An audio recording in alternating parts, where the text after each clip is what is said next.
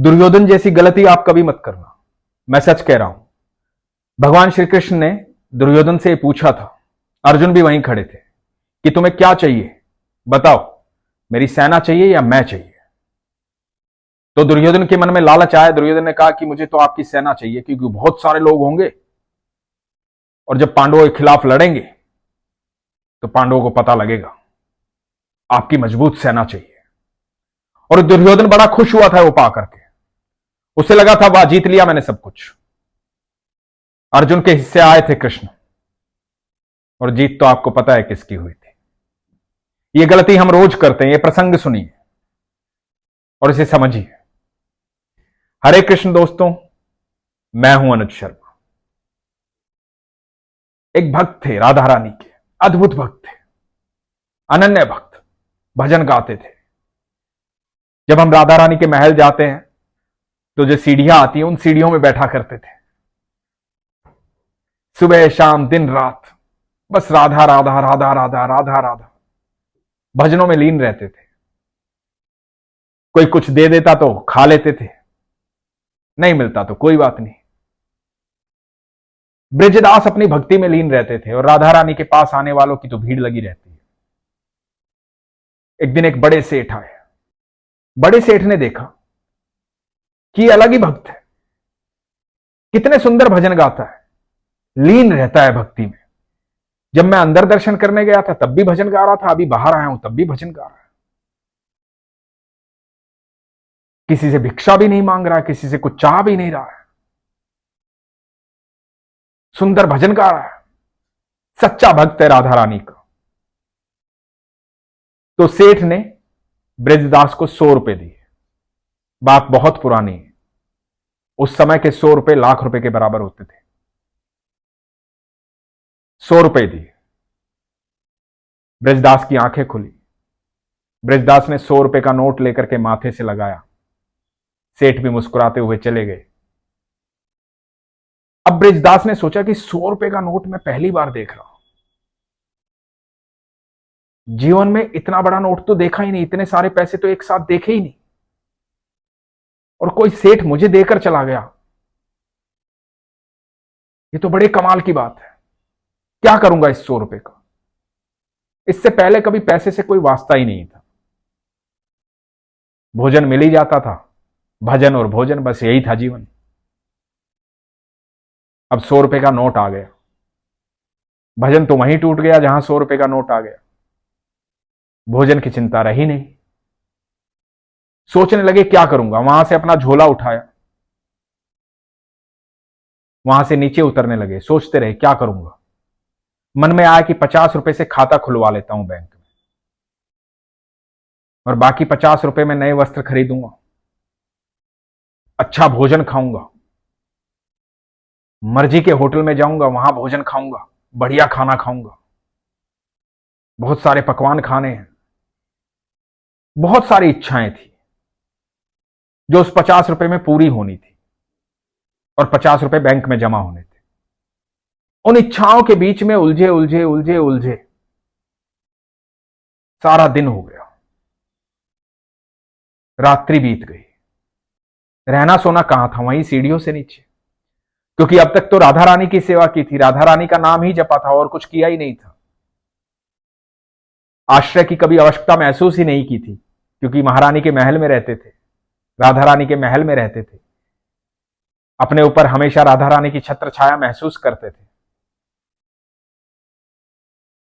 लेकिन कल दोपहर से लेकर के पूरा दिन और आज पूरी रात बीत गई। उस 100 रुपए ने बड़ा परेशान किया ब्रजदास जी को। इतने परेशान हो गए कि समझ में कुछ नहीं आ रहा था, सारी रात नींद भी नहीं आई थी। फिर 100 रुपए के नोट को गौर से देखा, महल की तरफ जाने वाली सीढ़ियों को देखा। भागे भागे ऊपर गए, अपने स्थान पर जाकर बैठे जहां रोज बैठते थे। वो 100 का नोट लिया और फाड़ दिया,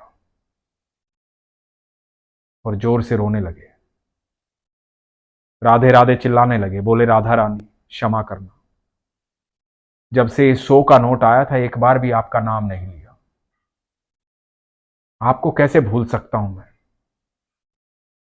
मेरी जुबान पर आपका नाम ही नहीं है, मेरे ख्यालों में आपका नाम ही नहीं है, मेरे दिमाग में कुछ और ही चल रहा है। ऐसा नोट जो मेरी राधा रानी को मुझसे दूर कर दे, ऐसा नोट मेरे किस काम का?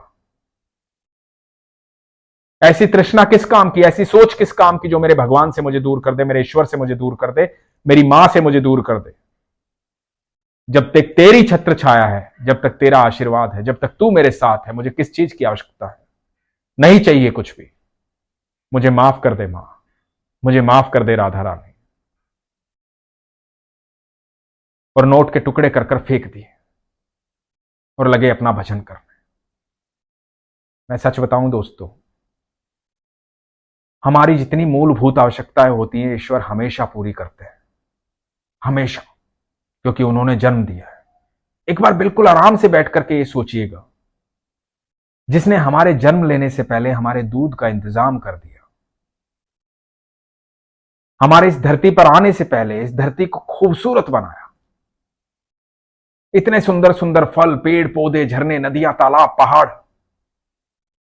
क्या नहीं बनाया उसने? इंसान बनाने से पहले ये सब कुछ बनाया उसने, ताकि मेरे बच्चे यहां आकर के रहें, इस धरती पर रहें। वो इतना प्यार करता है हमें, हमारे बिना सोचे हमें सब कुछ देता है, और हम उलझ जाते हैं, हमारी तृष्णाएं बढ़ जाती हैं, इच्छाएं बढ़ जाती हैं, पता नहीं क्या चाहिए हमें। और दुनिया में, इस धरती पर ऐसा कुछ भी नहीं है ईश्वर के नाम के अलावा जिससे आपका पेट भर सकता है, जिससे आपकी तृष्णा भर सकती है। चाहे कुछ भी मिल जाए आपको, आपकी तृष्णा बाकी रहेगी, आपकी इच्छा बाकी रहेगी। चाहे कुछ भी मिल जाए, तृष्णा कब खत्म होगी? जब आपको ईश्वर मिल जाएंगे, उनकी भक्ति मिल जाएगी, तब तृष्णा खत्म होगी।